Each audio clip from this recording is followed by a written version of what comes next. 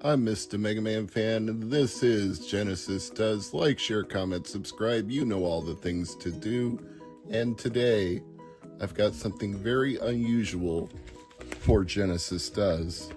Something that came from Japan via FedEx.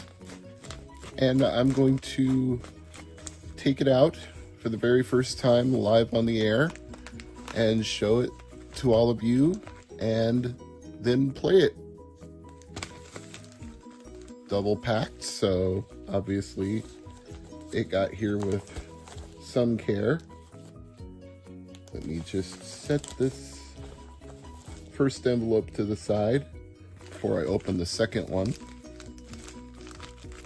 Now, what I'm about to show you inside here is something that if you bought the US version of it, it would go for $800 to $1,000, but I'm perfectly comfortable with having the Japanese version and then playing the English version and calling it a patch of the Japanese version. It's like I'm applying a patch and localizing it. So for me, this is owning an authentic copy of a $1,000 game, but it didn't cost me $1,000. You'll see what I mean in just a moment here.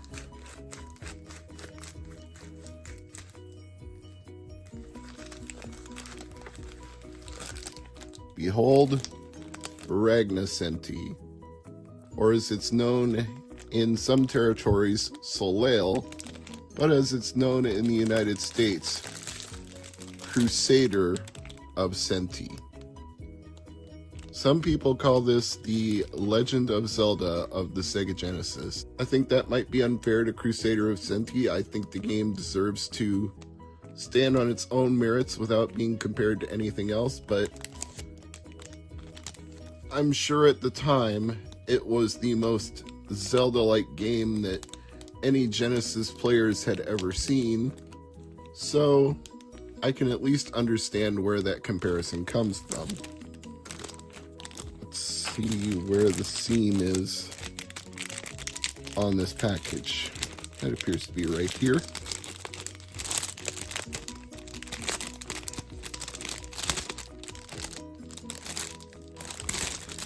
Keep in mind when I said 800 to 1,000 for Crusader of Centy, that's for a complete inbox copy like this. Loose copies are still going to be expensive, but maybe not quite that expensive. Oh. Getting so excited here, I almost fumbled.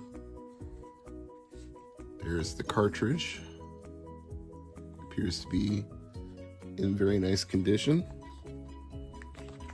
Got the full contents here on the side. We've got a warranty card, an advertisement for Sonic 3, which should also give you an idea that this is a later release in the Genesis life cycle, Mega Drive life cycle, which is why, among other reasons, it commands such high prices.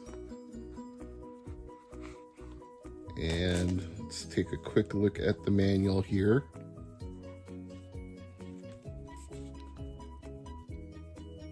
Fairly standard, shows you what the controls are, shows you the main character, and some of the things you will encounter in the world. Oops. Everything seems to be in really nice condition here. Stick this poster and this warranty card back in here as well.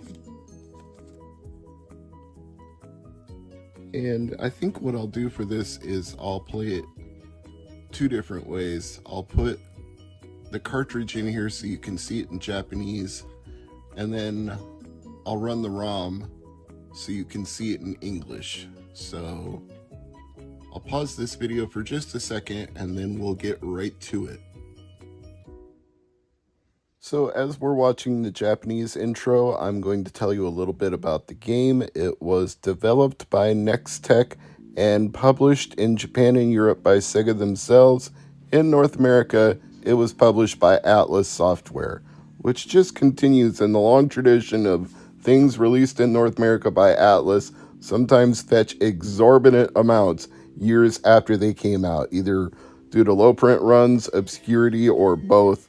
It was probably a good idea to buy each and anything that Atlas released at the time, but who knew about it at the time? Nobody knew what the collector's market was going to be like. Anyway, the plot of the game centers on a boy named Corona who turns 14 and inherits his late father's sword. You'll see all of that in a cutscene at the beginning here.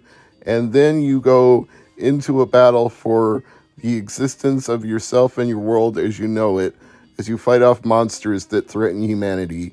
And as mentioned, this gets comparisons to Zelda because you're playing from an overhead top-down perspective and your character swings the sword around him in all directions. So it's easy enough to see why people would say that.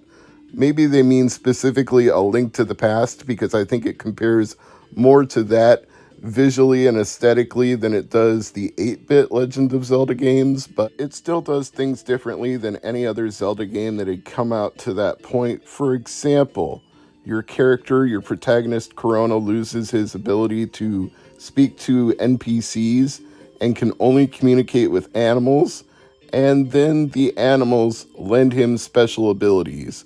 It starts out with his pet dog named Mac in the US version, Johnny in the UK version.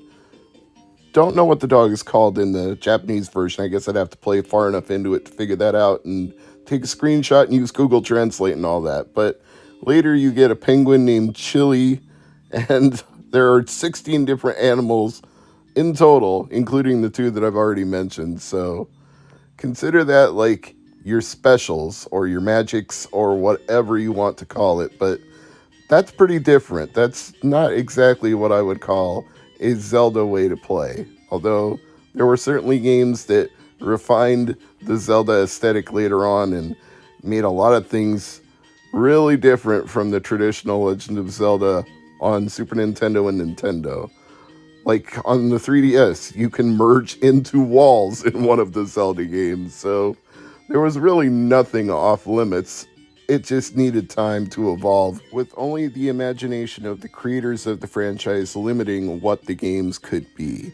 Now, one unusual thing about Crusader of Centy is that there's a hint book that was only sold by mail order, and because of that, the hint book itself can be just as expensive as a complete in-box copy of the game, so it would be worthwhile for somebody to find it and scan it in. As far as I know, that's never actually happened. And I don't know if Nextech or Atlas or anybody would actually have an objection to archiving it for posterity, given how rare it is and how sought after it has become. I suppose technically they hold the IP and the copyright, but for the good of the community, wouldn't it be nice to just let that one stand if somebody scanned it in, went to all the hard work of archiving it on the internet? I think it would be for the benefit of all, but that's not how the rights holders think of these things. Anyway, I've transitioned here from the Japanese cartridge to the English language ROM. You'll see that the opening cutscene is entirely the same in both versions, other than the text being appropriate for the region where you live. Speaking of that hint book, I just looked it up, and a loose copy goes for $320 and a complete copy goes for $480.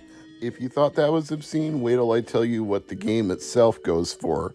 North American prices, as of the recording of this video, $624 loose, $1,400 complete, and the obscene price of $3,500 new and sealed. So yes, $100 for the Japanese version of this complete in box seems very, very reasonable in comparison to those numbers. Oh, and some people want the PAL version just because it's more affordable, but it's not super cheap either. Loose 130, complete 135, new 340. So the PAL version goes for a little more than the Japanese version. On the plus side, if you got that from an English-speaking PAL country, then the game would be in English, but on the minus side, because it's from a PAL territory, it would be 50 hertz as opposed to 60 hertz, so it might not run correctly on your CRT if you're playing it on authentic hardware, even with a region cart converter. If you plug it into that and plug it into your Genesis, it might not look right, it might not be at the right speed. Now, if you put it in an analog Mega SG, you can set the region to whatever you want, and it'll still output in HDMI correctly. So there are certain advantages to clone consoles having features that the original didn't, like the ability to play games from any region with no restriction. And obviously you know that already because I put in a Japanese cartridge and there was no region lockout. It worked just fine. Let's get down to brass tacks about one thing though. There's really no reason to spend exorbitant amounts of money on this. Even $100 for the Japanese version is a little more than most people would want to spend on a retro game, considering you can get new Xbox One X, PS5, or Nintendo Switch games for under $60. You're talking about $100 for a game that's not even in English, and it's almost 30 years old. Are you really going to want to do that? Maybe if you're a hardcore collector, but if you just want to play the game and you don't really care about owning a physical copy of it, I am not going to fault you for putting this in an emulator or playing the ROM through an EverDrive, because there's just no reason to pay $600 for a loose cartridge or $1,400 for a complete in-box copy. No, not when there are other options available. If you've reached that point in your Sega Genesis collection where there's only one complete in-box game that you don't own and this is your holy grail, well, I understand that. I've been there, I've done that myself. I've been in that position where I just needed one more game and I was willing to fork out more than I probably should have to get that final game for a set. But it's not like I wouldn't tell you to play it in emulation instead of paying that money either. Just because some of us are crazier than should be legally allowed doesn't mean that you have to follow in our example. You don't have to do what we did. You can play this game any way you want without spending stupid money for it. And even I'm not spending that stupid of money for it, considering I've got the Japanese version and I'm going to play the English ROM instead. I guess in a way that makes this shelf candy for me, but at this price, it's shelf candy I can live with, whereas at the price of the North American version, it would be much less livable. Now, there is always the possibility that a reissue could come somewhere down the line. We have seen that recently with a lot of games that used to fetch exorbitant prices for their original versions being reissued by the original intellectual property holder. So let's take, for example, Battletoads and Double Dragon, the Ultimate Team. That got a reissue for NES where complete in-box copies from the original print run go for over $300, but you could get a fully licensed and authentic from the intellectual property holder version for $60 before shipping. So probably about $70 with. Now, maybe that's not something you want or need, but at the same time, if you're comparing the two, they're going to look the same, they're going to feel the same. One's going to be a modern day print run and one's going to be the original print run, but since they both come from the person or persons or corporation that designed the game and owns the game, it's just as authentic and it works in the same original hardware the same way. It's just one was issued in the 90s and one was issued in the 2020s.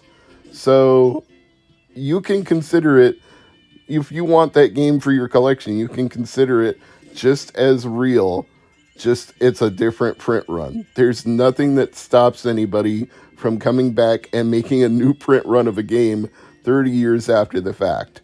So there's always reason to believe that someone involved, Atlas, Nextech, Sega, or all of them, could join forces and reissue Crusader of Centy. I'm Mr. MegaManFan. This has been Genesis Does, and as always, thank you for watching, and I'll see you in another video really soon. Thanks again.